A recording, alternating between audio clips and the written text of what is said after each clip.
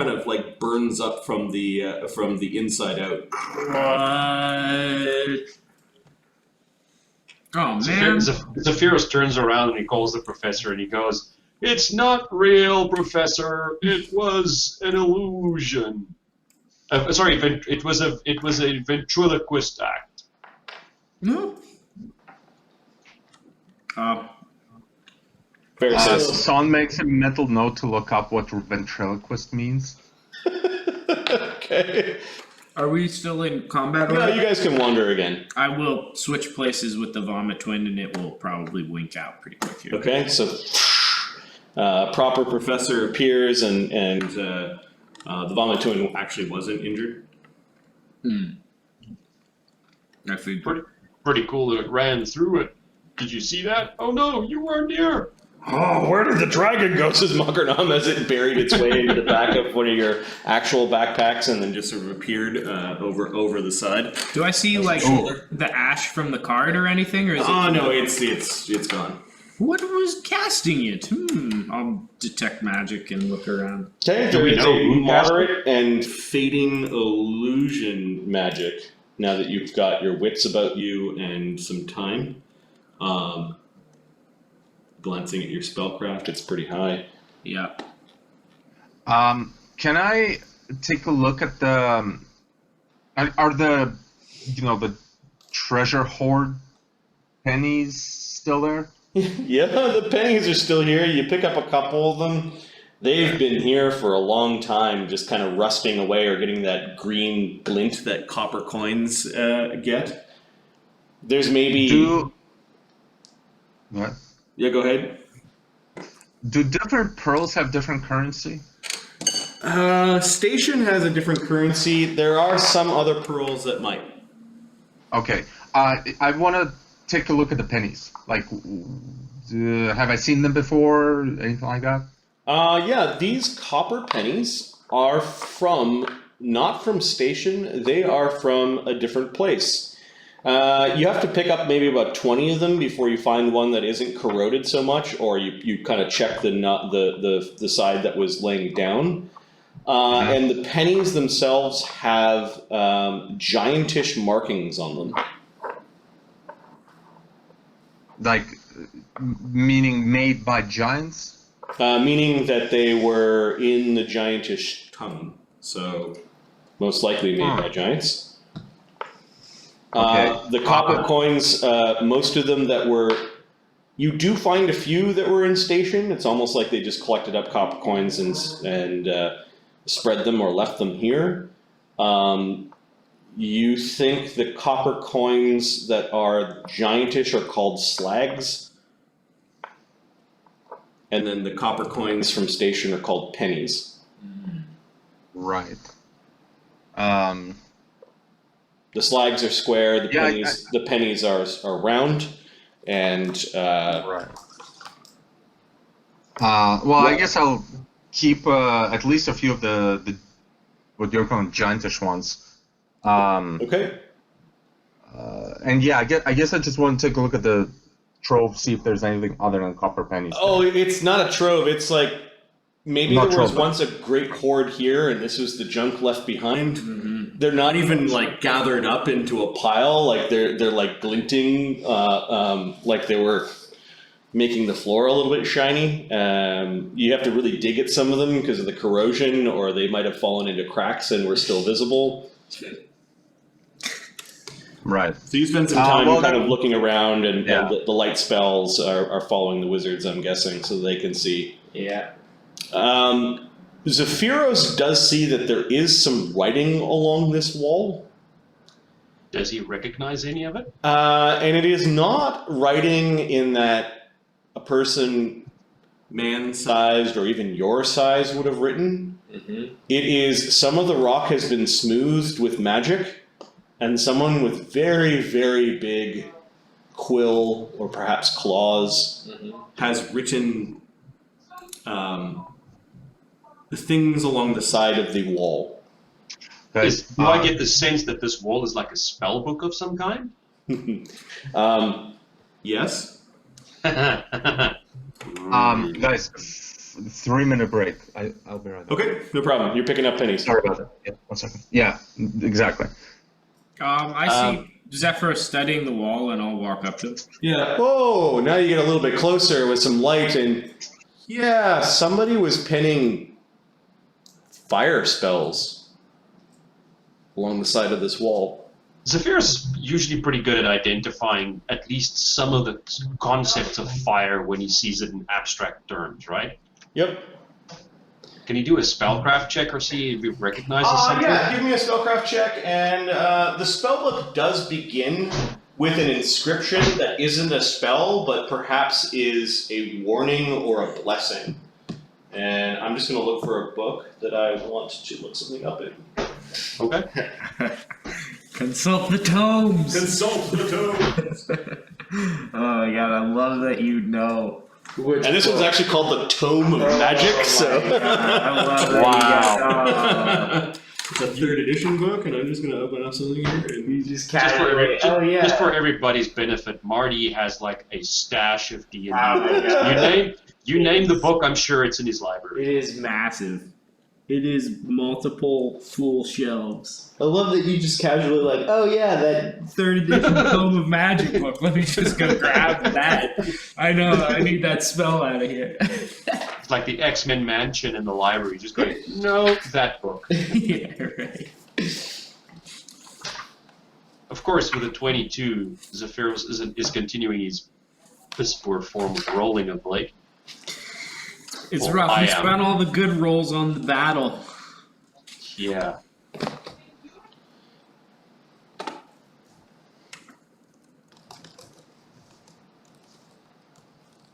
Ooh, I have 93 channel points. I can highlight one more message.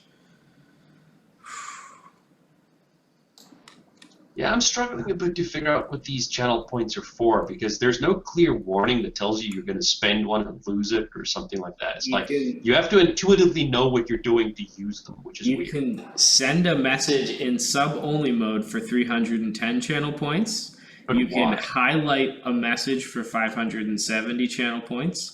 Or you can modify a single emote with 1,570 points. Where do you see that? If you click on the channel points, it tells you of their ways. Okay, Oh, mine says 23. get started. Okay, I'm going to click get started Get first. started, dude. Just get started. I'm started.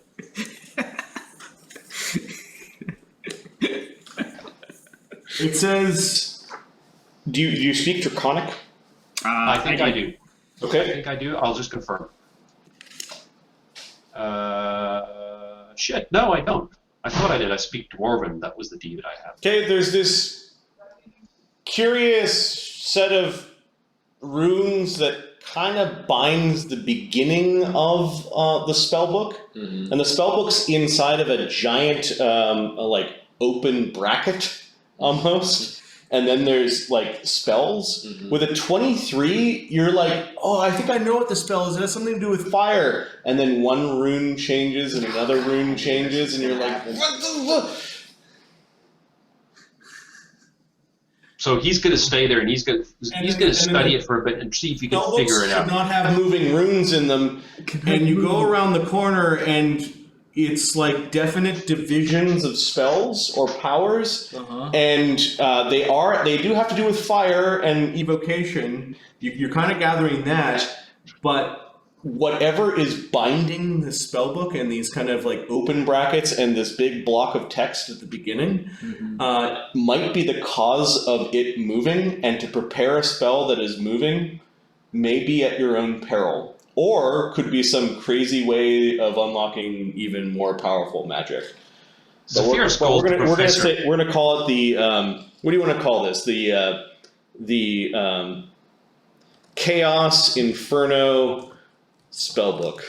That's pretty That's descriptive. pretty apt, I say. Yep. Zephyros calls the professor and goes, "Quick, look here, look!" But he's not all coherent. He's almost giddy with excitement as much as Zephyros ever gets giddy. Hold on, give me a moment. It's like, look here, there. No, it's there. No, it's there now. Why? I'll look around and detect magic. Can I? I probably can't detect traps. What is that untrained? Is that like a dex thing or a perception?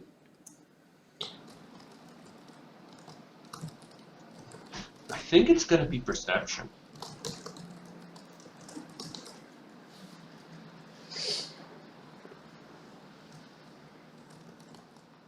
Can I do Professor Archaeologist? I'm wary of like ancient traps on tombs and things.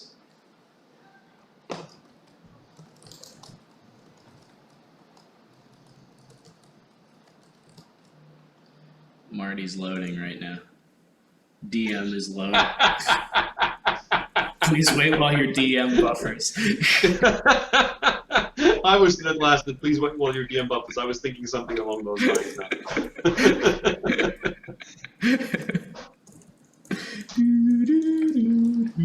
Along with some, horrible "you are waiting" music, like. I'm worried the spellbook is just gonna blow up in our faces. It's just all of us are burned alive.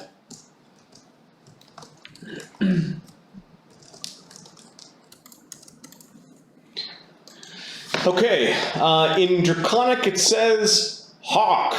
For these mockings were made by the father of red dragons. Heed, mortals, for he is destruction embodied, and his powers come at a cost.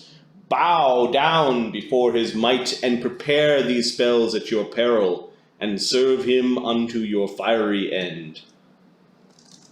Ooh, I would relay all that to Zephyros. Ooh, quite Zephyros takes a step back, because that's a little bit more than what he anticipated for coming into this cave. He's not too keen on bowing down and serving somebody until the end of times. There is also an arcane sigil after the opening paragraph that you're pretty sure is that is the sigil of whoever is being referenced to here. Do I recognize it? Is there like this would be a knowledge arcana.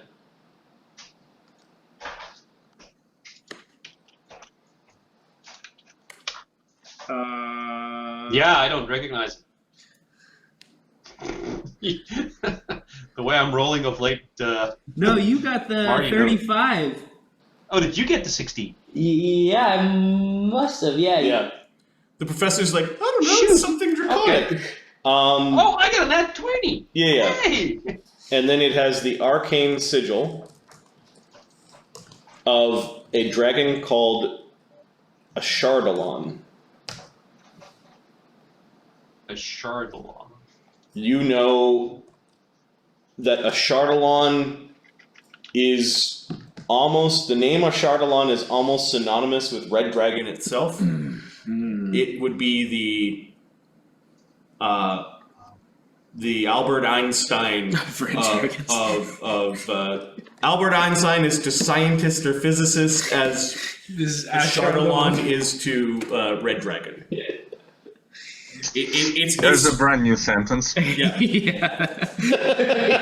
A sentence that has never been. The quintessential red dragon. The red dragon that is written down almost in some mage books or lore books as a synonym to dragon. Or at least red dragon. So he's the one. If you believe the person who etched these claw marks into the side of the chamber, they're saying that this is the power of a Shardalon that you could tap into. Some serious. Ooh. Zephyros says to the professor, "I'm not sure I trust any of this." There are 9 spells in this spellbook.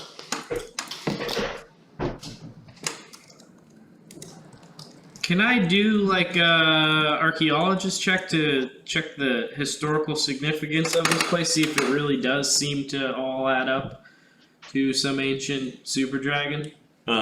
Sure.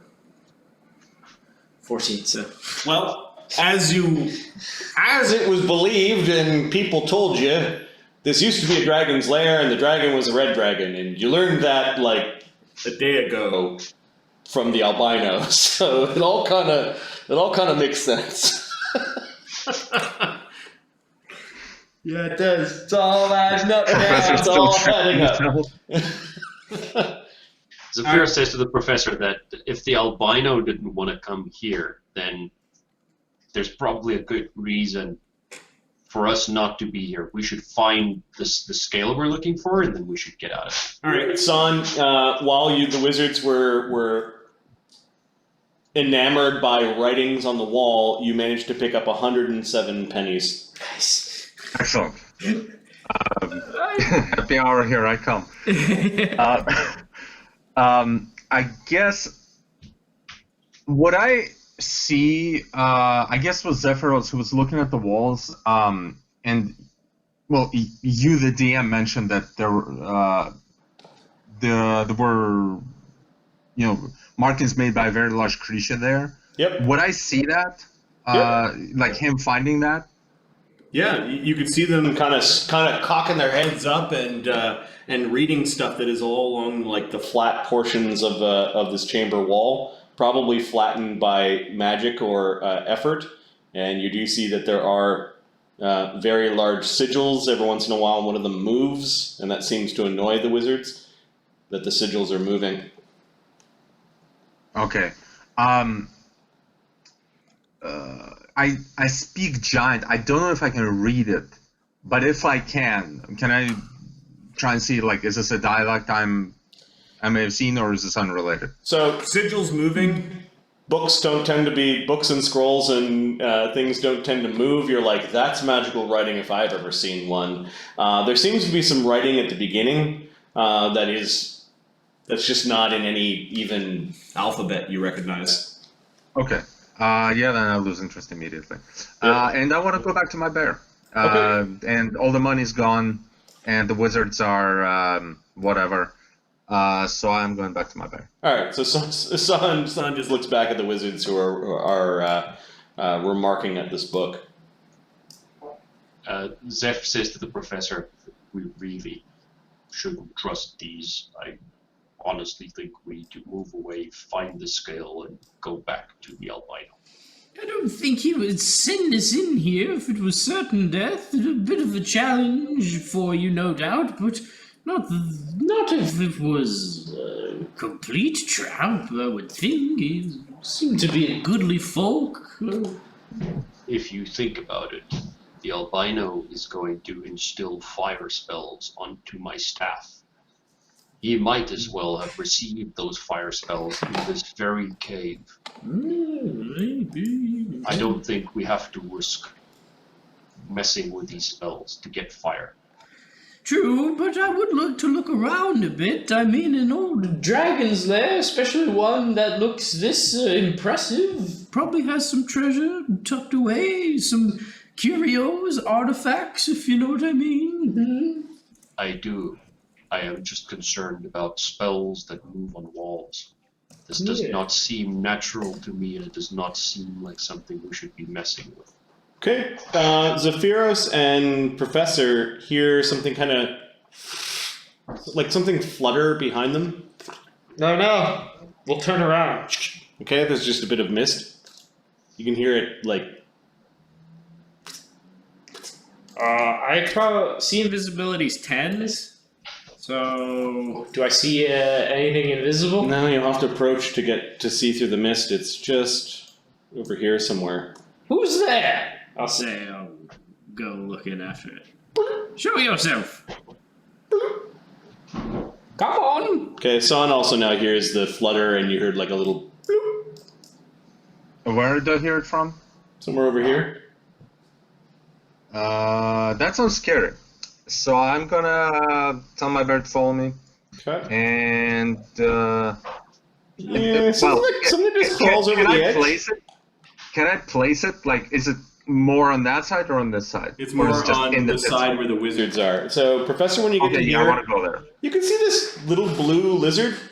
It's got blue wings. Mm-hmm. It looks like a little horned lizard with a little curled up tail. It's kind of cute. It's cocking its head off to the side. It's about the size of a house cat. Dude, that token looks like from the thing from Labyrinth. Like one of the dolls look a lot like that. Little tongue comes out. I'll cast a glamour on myself. You notice as its lips separate, however, revealing like all sorts of little sharp teeth. Yeah. But as its lips separate, it's almost like there's like a static charge that kind of went between its lips as it was separating. You notice there's a little static charge kind of behind its eyes and maybe a little bit of a zap between its two horns. Oh, hello. It looks friendly and kind of bloop, bloop, hops a couple of times. What's your name? Oh, Get down and friendly. It then sees Saun and the bear kind of approaching and then seems to want to scurry off. oh. No, it's okay. It's okay. Does it look like an animal, at least roughly? It looks like a little lizard, but lizards don't tend. Well, it has wings, and it's got this weird light coming off of it. If it's an animal, it's a really strange one. Close enough. Still has wings. I guess. So when you startled it a little bit, Saun, it kind of went off to the edge, and it kind of went onto its hindquarters, and it's going bloop, bloop, bloop, bloop, bloop. Well, I guess I stop. I don't want to approach it, or like scare it. I guess. It's kind of cute. Mm-hmm. Bloop, bloop, bloop, Yeah, bloop, bloop. It makes it a second call. I guess I maybe like kneel or crouch and make like the come here kitty kitty action. Yeah. Alright, Whatever version of that to flying lizard. okay, give me a wild empathy check. What's the modifier on that? Yeah, let me help you out with that. So you have wild empathy plus half your ranger level, so it would be +3. Okay. Or is it your ranger level? Let me double check. Ranger. We'll write this down so we don't have to look it up again. Wild empathy is D20 plus ranger level plus charisma. Yeah, so your charisma's probably like 0. 0, and your ranger level is 6 or 7. What are you guys, 7th? So D20 plus 7. 7, yeah. So there is a line here. Ranger can also use this ability to influence a magical beast with intelligence score of 1 or 2, but takes a -4 on the check. Yep. Do I have to know that they're magical? Nope, but I do. Okay, and well, you're saying it's glowing. It's probably magical. Right, yeah, I mean, then I guess I do that. 7 -4. Is this gonna work? Oh, nice.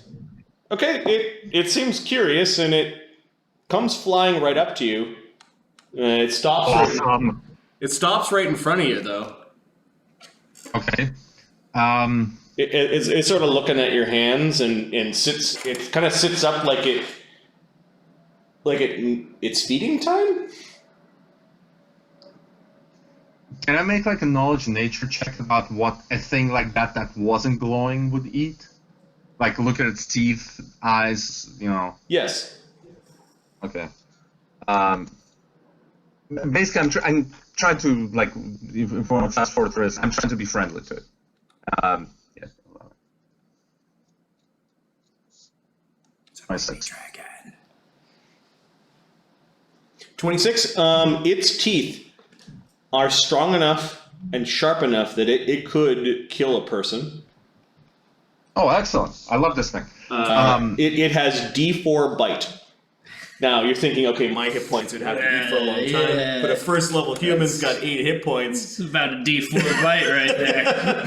It can take good amounts of chomps out of it. You're guessing that it is anything from insect to meat to fish to birds. Okay. And Since then- we just butchered an ostrich, I want to like give it a piece. Okay. You kind of chuck a small piece to it. Oh, it liked that.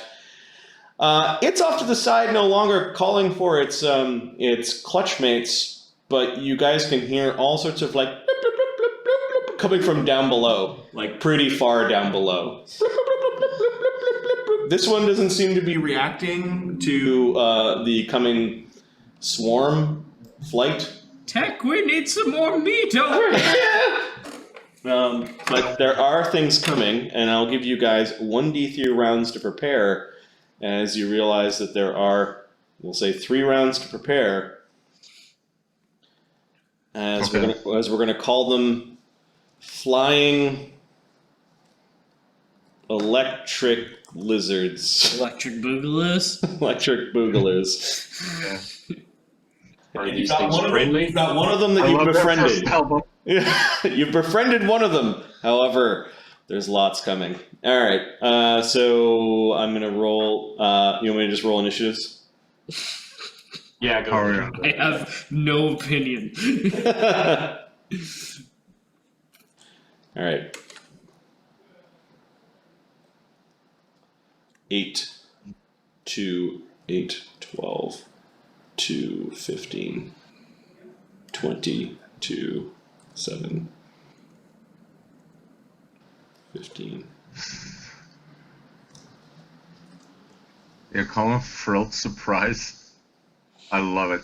Yeah, the Frilled Surprise were supposed to show up last game, but the guy who knew how to call them died too quickly, so they kind of stayed off the combat. Mokranam gets to go first. He's just going to bury himself into Zephyros' backpack. Pharisee is like, what the hell? What is that? She says, and she's just going to back away towards Tech this round, along with Pixel. She's going to go tell Tech that they probably need them. Balamut hears all these sounds. Is he going to hop across this little gap? I tried to tell him. I mean, it seems simple enough. I tell him, bring me some meat. Okay, so he can play fetch. So he goes Yes. kind of running around that way this round. Professor. Professor will quick action, spell recall, vanish, and will hold on that, but he'll use a shield charge from a wand. Do you want to do all 3 of your rounds? So I haven't played them all yet. So Balamut runs, gets a meat, and then on his last round he's running back with meat. And he is actually dragging the rest of the axe beak carcass with him. I will vanish, summon Horror 3 as a full round, and then I will wipe my memory once I cast it. I gotta figure out which horror I'm going to summon. Okay. Saun, what are you doing for 3 rounds? Feeding that thing. Okay, you're just feeding the little guy? Yeah. Okay, so this thing's awesome. yeah. At this point, however, you went to like maybe I could pet it while I'm feeling it. You're like, ooh, like you get a little shock from the thing. You think that this It's thing even better. this thing could deliver a decent shock. Even better. Like, this is awesome. This thing could charge my phone. Yeah, I'm like, I almost said I want to become this thing's pet. I want to make it my pet. Got it. Well, you befriended one of them. However, the wild pack of them that are showing up may not be so nice. So you're just spending time with this little flying lizard. And then Zephyros, what are you doing?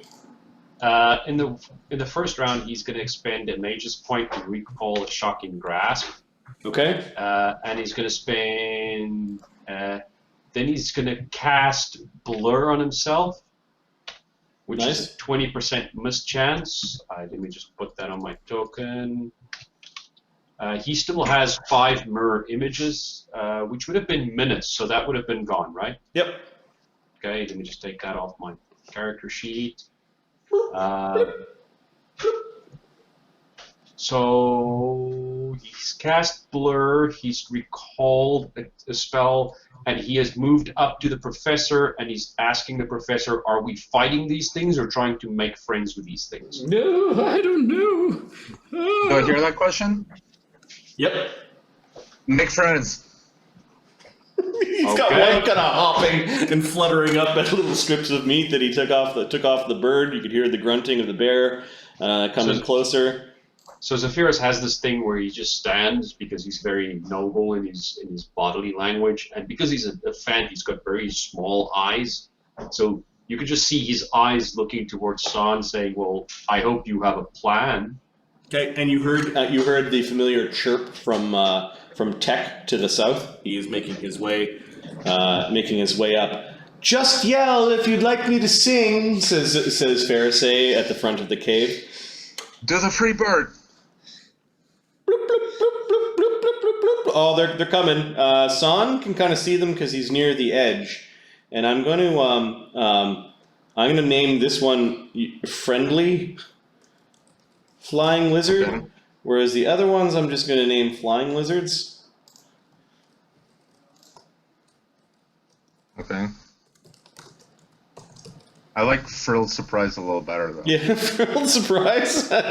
2, 3, 4, 5, 6, 7, 8, 9, 10, 11. There's a whole flock of them that are swirling around in the mists, and you can see not only are they kind of glowing slightly because of their own static charges, but when two of them fly close to each other, an arc of lightning kind of like zaps between them, kind of very slowly and beautifully, but they seem to conduct together. Just like one of those Intel drone clouds. This would be a hit for July 4th party or something. Mockernam is not doing anything. He's hiding. Pharisee, I don't hear anyone saying. And okay, you also see this strange tadpole thing with lots of teeth just appear. It is worming along the ground a little bit and hopping. I will say to it, protect me! And then I will poke a wand at my forehead and my eyes will glaze over, and then I will look at it and go, another one! Did I see this? You see the thing that appeared. There's this disgusting worm-like creature that is. It flies. Yeah. Does it float. Okay, it's worming around and floating in the air, and just sort of swirling around and making. I think it will go invisible. It can do at will invisibility Yeah, on- self only. On Professor's turn. So actually, it appears and then disappears. Yeah. Okay, so it turned invisible. Got it. But you said I saw it. You saw it, and you can still hear it. All right, top Okay. of the round when all those flying electric lizards have appeared. Mockernam hid himself. Pharisee is just being quiet. Balmet's dragging the meat. Debates. He can move at 35, and then he gets to this area. Is he jumping across, or is he just dragging? Well, what's the point of jumping if he can drag? Yeah, Like, he can can he- he would can he just just- try to wiggle his butt backwards across the thing. He needs to make an acrobatics check, DC 10. Yeah, he'll do that. Okay. Hold up. And this is not a jump. Nope. Or This is is this is navigating a tight squeeze or a tight ledge that is slippery. Okay. That's +6. Sure. No problem. He's able to make his way across, and he's dragged the bird all the way to here, and then drops it. He turns around and gives a sniff to the little lizard. Professor. I'm kind of seeing what's going on. This thing's not going to take any hostile action until it needs to protect me. I'll probably inch over towards a wall here and maybe do a silent image of the professor over here. Not an invisible one. No. Okay, so the professor turns visible on the other side. Alright. Saun. That tadpole thing, when it appeared, did it appear long enough for me to make a judgment like what that is?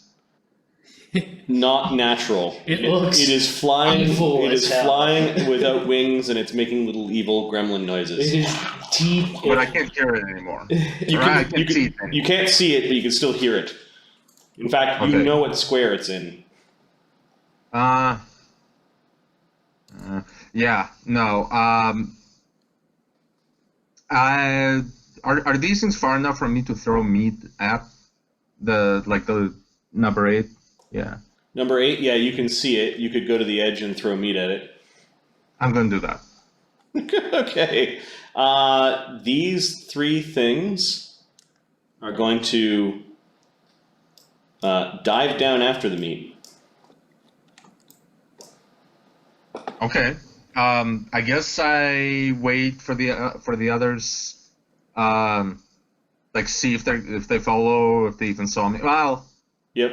no, I can still see them because they're shining, right? Like I'd be able to see that through the mist. Yep. Okay.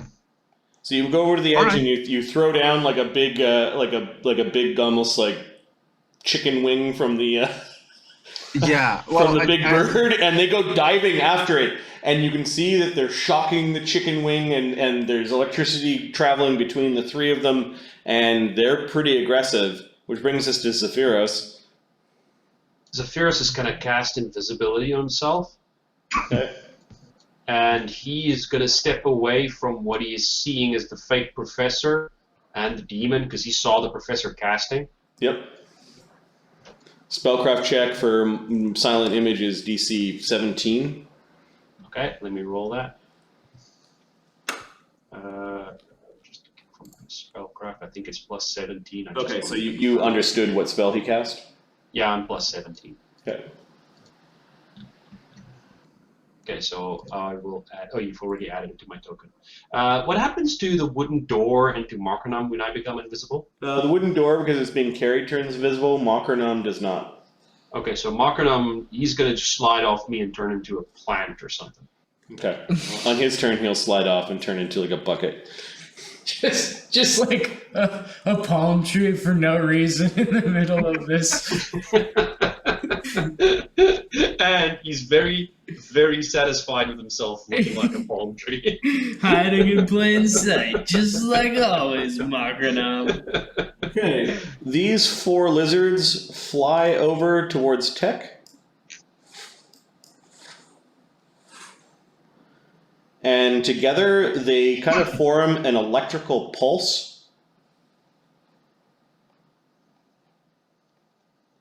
That zaps everyone in that area. They zap each other and they'll die. Yeah, right. It's not a very effective evolutionary trait. For 31 electrical damage, Tech gets a reflex save. You want to roll that? What was it? 31 electrical damage. What? 31 total? Yep. Did He gets a reflex save. Oh, is that what we're doing? Text. Like a virtual lightning storm has come off of these creatures.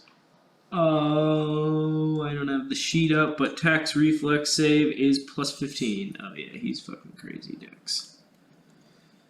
Plus 15. 33. Okay, he takes half, so he takes 15 damage. So he's at 16. And I'm going to, they need to build up their charge again. The group 1 is what I'm calling this group of 4. Can do that again in 3 rounds. So it's like a USB 2.0. It's not a USB-C. So G1 can blast again in 3 rounds. All right, that was those 4. These guys are moving forward. They're dumb. It looks like they're dancing around your dancing lights and kind of sparking amongst themselves, although they haven't quite got to the dancing lights yet. And then this one's joining the others. They're not like creating that huge ball of electricity, but they are kind of chasing after the meat that you've thrown down. You heard Tech go as there was a All of a sudden has become Skeletor. You heard him grunt in pain, and there was definitely a big explosion of light. Some of them have flown too close for Tech. Tech's going to step into these things and just give them a bad day. Tech, fortunately, has, when he's full rounding with his blades, has 5 attacks. Just roll 5d20s for me. 1d20. 7, 8, 5, 11, 19. Okay, so the lowest for him to hit is anything above 8. So hit and then hit 8 or above. And then hit because that's his primary, and then his secondary is also hit, with the last one being a critical threat. Ooh. 1d. I think his sword's crit on Just a 2. 2. Okay, so that misses. Tech does 1d8 plus 12. 1d8 plus 12. Or 1d8 plus 9. Let's just do the first two, so 2d8 plus 24. 2d8 plus 24. 31. Okay, he kills one of these little guys who goes flying off the side of the cliff and then splashes down into the water. 150 feet down into water, actually does damage for a fall, so he killed one of the electric lizards. And then 3d8 plus 27. I think Otto kills another one. 45 damage. Yeah, he butchers 2 of these things and sends them down to their grave. You do hear Tech's blades swinging, and the electric shocking lizards. You could tell a couple of them just completely dropped, as opposed to flying because of their electrical discharge. That was Tech. Makronam is going to slide off of you and turn into a bucket and just sort of sit there. Come on. Palm tree. He can only turn into containers. Hollow palm tree? Pharisee is staying the fuck quiet. She sees a whole sort of electricity storm inside there. She wants to call out and say, hey, are you guys okay? But she's going to ready action Bard Song. She's actually not going to make noise because she doesn't want all that stuff to go over here. What's Balamet doing? Well, he's not diving after the meat, even though that was like his first instinct. Yep. I guess I would tell him, like, this might be too complex, but some like tear off pieces from the ostrich and give them to me, like relatively small piece, like chicken wing size. Okay, so Balamet is in 3. He can make a mess of a corpse. He's chewing and he's giving you bits of it, and Professor. These things appear to be hostile. I think. Yeah, they're the one that he made friends with is just sitting there nicely and asking for meat. These ones are shocking the hell out of your vaguely humanoid-shaped dancing light form. I think the Cocodemon is gonna fly up and attempt a bite. Okay, it will appear, but 1d20 plus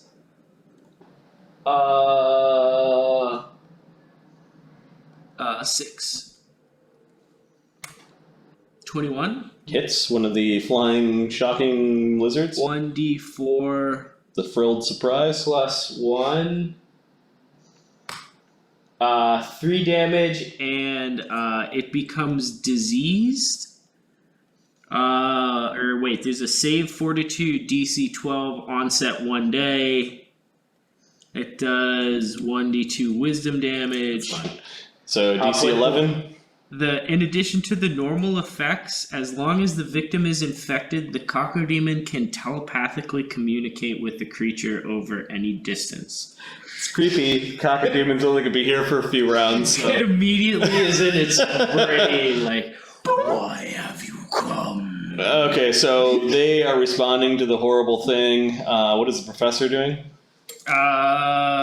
The professor will run his silent image there, and we'll start trying to punch one of Okay, them. so the silent image. Yeah, you got them all agitated. I will step back. Professor in his crawling claws. Step back. All right, Saun, what are you doing? The demon appeared. Yep. It's biting one of your little, one of the little frilled lizard things. Can I make a knowledge planes check on it? Because that's a trait of You have mine. knowledge. Planes, right? Yes, and it's a trait. That's why I want to. Yeah, See, yeah, like, no, if yeah. I Your go- trait probably gives you bonuses to that or something. Yes. Well, it's max skills. Awesome. Yeah. Plus 12. 30. A 30? Yeah. You know the name of this creature. The type of creature it is, it's called a daemon. Not a demon, a daemon. It is one of the lesser daemons. It's called a cacodemon. The most horrific thing about cacodemons is that they tend to be used by greater daemons to capture the souls of their victims, which then are kind of like regurgitated as a soul gem. Dealing Right. with souls and soul gems in that manner is a terribly evil act and something that only daemons and lower planar creatures would ever partake in. Right. So this thing is horrendously evil. Yeah, it's also these are it's just also like animals. like a very minor kind of imp-like version of evil. Imp-like. Imp-like, yeah, like very small. It's going to be a pretty even fight between one of the electric lizards and this little thing. I Lizards are probably going to explode it. Yeah, I'm Yeah. hoping they don't explode me. Yep. well, this thing is horrendously evil, and these are just animals. So I want to shoot the demon. Okay. You know how Saun stops feeding the things, cocks an arrow and fires it at the daemon. You don't know where it came from, I Professor. don't know where it came from. It's probably a good idea he shoots it. All right. Yeah, and I'm not moving at all. This is the only thing I'm doing. 22. 22, your arrow hits the daemon. You know with your 31 that you needed silver arrows to get through its damage reduction. Yeah. You could have used a silver arrow on your turn. Well, yeah, if I know that, then I would. Okay. Yes. So yeah, you're like, fucking daemons. You pulled out a nice silvery arrow, stuck it right through it. Yeah. It doesn't give me a plus, right? No, it'll just keep you from doing less damage. Gotcha. Yeah. Um, Outer planar creatures tend to be really hardy. Looks like it is DR5 silver. 12. 12 damage? Okay. It would have been 7, but you use silver, so it stays 12 damage, and Doesn't it have DR5 silver? yeah, that's what got through it. Oh. You could see Saun using this. DR5 good or silver gets through its DR. Correct. I see what you mean. So there's a silver arrow that goes through it. It seems to be happily attacking the electric lizard. You do have another attack, I believe. Yes. Shoot again. Okay. Fuck this thing. This would be at a plus 6. AC 10. It bobbed away in a jerky sort of manner, which caused you to miss. And I think that was Saun's turn as he's firing at the demon thing. Daemon thing. Zephyros. Zephyros is gonna throw a fireball onto these 4. Okay. He knows that the daemon is on our side, and he knows that Henry is on our side. He doesn't want to hit either of those. Yep. Seeing Zephyros about to cast this, Professor will say, Don't One- worry one about more hitting right. me. It's okay. You hear from directly beside you. Yep. All right. A fireball rips off. Unfortunately, it doesn't touch the daemon. It gets all of the electric lizards. I think they're popping, but let's see. They got +5s to their reflex saves. 4 at 1d20 +5. Wither King. Doesn't a reflex save only half? Half the damage, yeah. If they rolled well on one of them. How much damage for your fireball? So first of all, it is a +7 fireball. So it is 1d6, 7d6 +3 because it's evocation as well. Okay. Let me just roll that quickly. When you cast Fireball where you're standing, you actually hear a slight draconic tone also intoning Fireball. Yeah. And the intonation is coming from the 4th panel.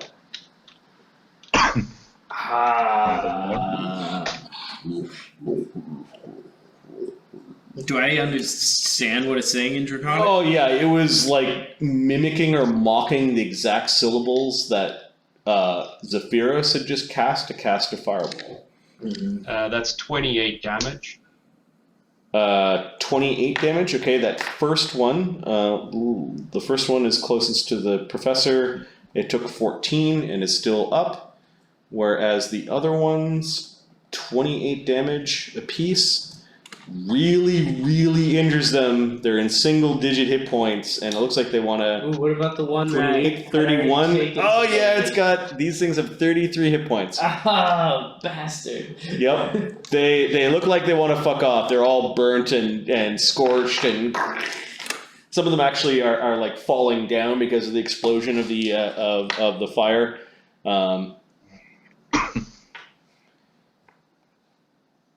The electric flying lizards as a parting shot. The 4 of them discharge their electrical charge. I'll make the Professor silent image like start, dude. Yeah, and maybe like you see his bones flash through like a cartoon. 37 electrical damage. I think that's probably gonna kill my.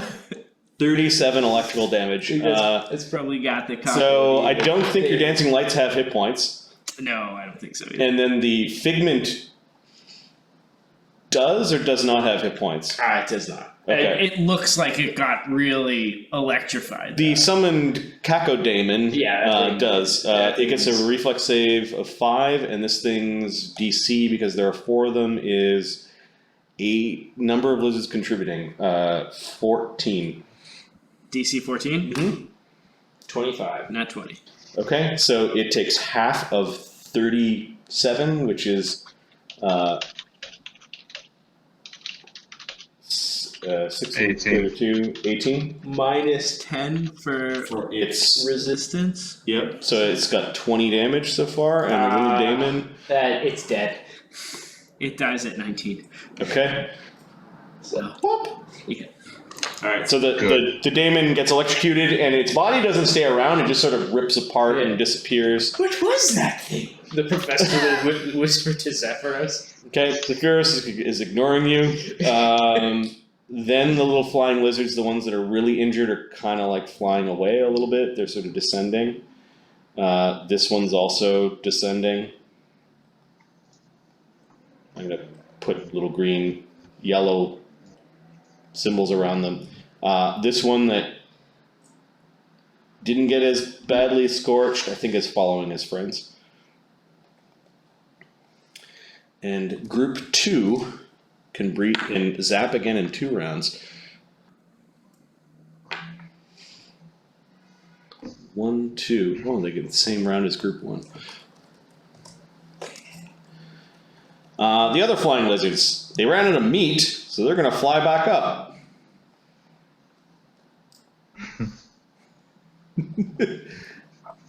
I wave, like, sup guys? they all land on the corpse of the bird, and they're kind of glowing aggressively. Again, brand new expression. Glowing aggressively. The little frills are coming out of their head, and they're flapping a little bit and hissing, and Balamut looks like he wants to leave. This one's actually still sitting politely, waiting for meat to be thrown into its maw. These four are pretty hostile. I just say to Balamut, like, let them have it. Okay. We got more in the sled. And then we go to the South, where Tech is, those ones are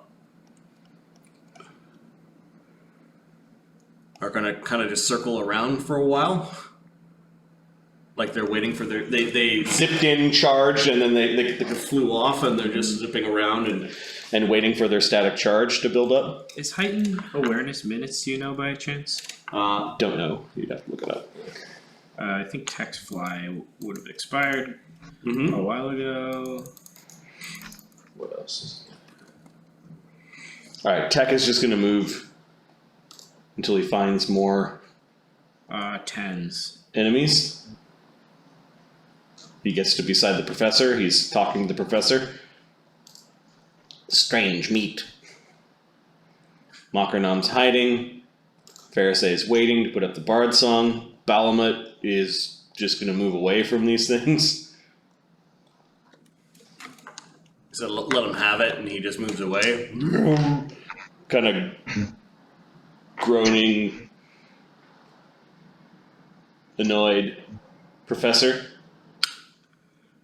The professor's gonna see how things shake out, and we'll just hang out here. Okay. Saun? I probably still have some. Are these like the group of 3? Are they too far for me to throw meat to? Yeah, they look like they just got scorched by that fireball and are retreating. They look like really frightened. These ones look frightened. They got roasted and look like they're retreating. These two look really agitated, and they're just flying around At the same level as you. Right. And, Well, these, and these four are taking opportunistic little bites off of the half butchered corpse of the axebeak that you so nicely dragged over for them. Yeah, I'm not even like worried about these. I guess what I'd do is I'd like take a piece of meat and walk where along with Balamut, and I'm trying to like lead the friendly one along. Like, hey, sure. It's following you. It kind of and it's coming after you. Give me that. It's jumping up at it. Give me that meat. Balma takes a giant step back as the thing has got a little bit of electricity sparking off of it. Yeah, I'm like pretty much only concerned with now that the Kakadin is dead. I'm only concerned with like becoming friends with this thing. Okay, Zephyros. Zephyros takes a step forward. Just want to see how far. From there, he should have line of sight this way. So They are sparking, so you see where they are. They're off the ground a little bit. They're sparking, so you know where they are. You can't see them perfectly, but you've got enough vision that you can target them. Yeah, Zephyros is not too worried about seeing exactly where they are. He doesn't have to. He stands and he plants the slide. Do I see this? Or I mean, I guess I do. You're feeding meat, and you notice Zephyros he's got that stern look on his face, That fireball expression. and is like his hand forward and is wiggling his hand and producing magic. I guess verbally I'm like, wait, don't touch them. They're just eating. They're not like hurting anybody. They're not here to make friends with us. They're just animals. Of course, they're not here to make friends. They're eating a corpse. Like, what do you want them to do? They're gonna move to us when they're done. Zephyros. It'll be like hours. The thing is huge. These things are like a foot. So We're not going to be here that long. Zephyros heeds his warning, Yep. And instead looks up and can he see these two? Can he see a glimmer of these Yeah, two? you can see two little blue things floating around, kind of angrily circling each other. I just want to make a little bit of a measurement here.